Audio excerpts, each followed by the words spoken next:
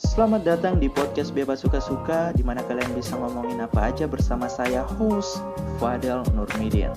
Ya, pada kali ini, podcast ini kita akan membahas tentang kesiapan new normal.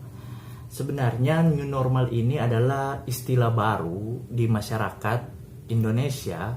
Apa bisa ada new normal? Karena kan pertama ada pandemi, dan pandemi ini tidak habis. Maka dari itu, pemerintah mengeluarkan salah satu solusi supaya ekonomi ini tetap berjalan dengan stabil, yaitu dengan new normal, yaitu adalah adaptasi baru untuk kehidupan bersosial. Nah, bagaimana sih new normal itu? New normal itu kan sebelum ada vaksin, jadi dia harus menggunakan tatanan baru ini, yaitu dengan menggunakan protokol kesehatan. Tetapi siap tidak sih Indonesia atau daerah-daerah kita ini menghadapi new normal ini? Bisa saja kan blunder, istilahnya blunder. Jadi banyak orang yang menjadi positif. Makanya WHO sendiri mengeluarkan syarat untuk new normal ini. Jadi negara itu harus punya syarat-syarat dan ketentuan sebagai berikut nih. Pertama, kriteria pertama untuk bisa new normal itu pandemi COVID-19 di wilayahnya telah bisa dikendalikan. Jadi bagaimana acuan supaya kita bisa melihat ini bisa terkendali atau tidak? Nah, acuannya adalah dari kita bisa lihat angka R0 dan RT. Nah, apa sih angka R0 dan RT ini? Ini adalah hitungan epidemiologis yang dilakukan oleh para pakar. Kalau di Indonesia yang hitung R0 dan RT itu ada di FKM UI, itu para epidemiologis. Nah, mereka menghitung bahwa Indonesia ini RT-nya itu masih di atas 1. Nah, syarat dari WHO ini itu harus di bawah 1. Jadi, kenapa RT1, RT0? Karena supaya memang kalau RT0 ini sudah tidak ada penularan. Kalau RT1 itu dia masih ada penularan dari satu orang ke satu orang yang lain. Kalau RT2 begitu pun seterusnya. RT2 satu orang bisa ke dua orang dan seterusnya. Jadi kalau di Indonesia RT itu belum di bawah 1. Kalau di Jakarta untuk sekarang saya lupa. Di Jakarta itu kemarin sih memang dia sudah 1 dan sudah pernah 0 atau belum ya, saya lupa juga untuk datanya.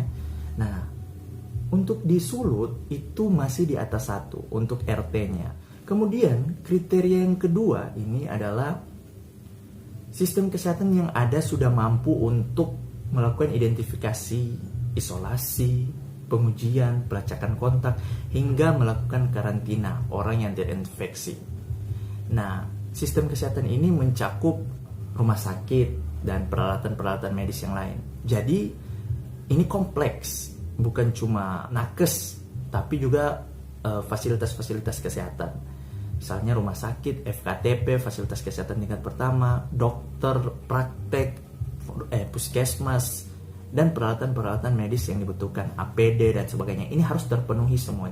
Kalau tidak, Indonesia ini tidak bisa masuk dalam syarat new normal ini. Kemudian ada kriteria juga yang ketiga. Ini dari WHO nih. Kriteria ini yang saya bacakan ini dari WHO.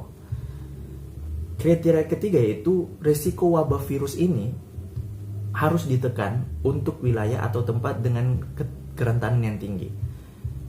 Jadi misalnya kalau ada orang-orang yang rentan dengan virus ini, misalnya orang tua misalnya, kemudian orang dengan sistem imun yang rendah, orang yang sudah mempunyai penyakit bawaan dan sebagainya. Nah, pemerintah harusnya mampu untuk bisa menekan supaya penularan yang ada di tempat-tempat yang rentan tertular ini supaya bisa diminimalisir. Misalnya di panti werda, itu panti untuk orang tua. Nah, kemudian yang keempat adalah penetapan langkah-langkah pencegahan di lingkungan kerja. Nah, jadi new normal ini harusnya semua kantor, semua institusi harus menerapkan protokol kesehatan. Misalnya jadi mereka menyiapkan tempat cuci tangan, misalnya mereka menyediakan pengecekan suhu tubuh, APD untuk karyawannya dan sebagainya.